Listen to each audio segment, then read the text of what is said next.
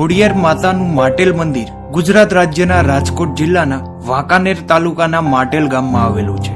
આ ગામ વાંકાનેરથી આશરે 17 કિલોમીટર અંતરે આવેલું છે। અહીં ઊંચી ભેખડો ઉપર ખોડિયાર માતાનું મંદિર આવેલું છે, જે ઢોળાવો ચડીને મંદિર તરફ જવાય છે।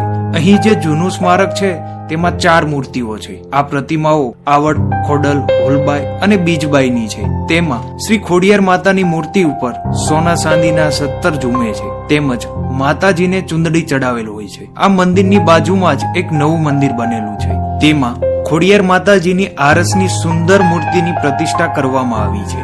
અહીં એક પીલુડીનું વૃક્ષ આવેલું છે, તેની નીચે ખોડિયાર માતાજીની બહેન એવા જોગડ, તોગડ અને સાંસાઈના પાળિયા ઉભા છે।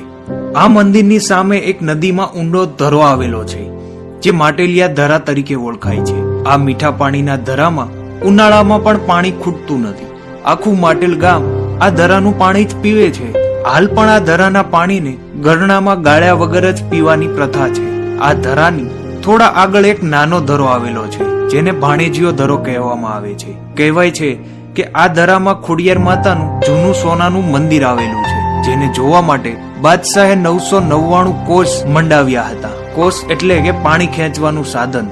ત્યારે ધરાનું પાણી કોષ દ્વારા ખેંચી લેવાતા ધરામાં રહેલ મંદિરની ઉપરની ટોચ સોનાની જોવા મળી હતી।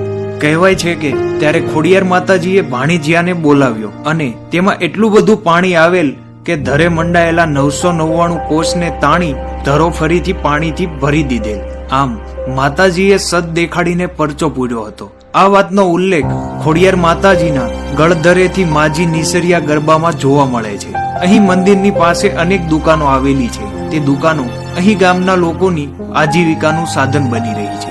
હાલ અહીં માટેલ તીર્થધામ પબ્લિક ચેરિટેબલ ટ્રસ્ટ કાર્યરત છે, જે માટેલ ખોડિયાર માતાજીને દર્શને આવતા યાત્રિકોને સારી એવી સગવડતા પૂરી પાડે છે। અહીં તેઓએ મોટી ધર્મશાળાઓ બંધાવેલી છે, જેથી અહીં રાત્રિ રોકાણ માટે ખૂબ જ સુંદર સગવડ વિના મૂલ્યે ઉપલબ્ધ છે।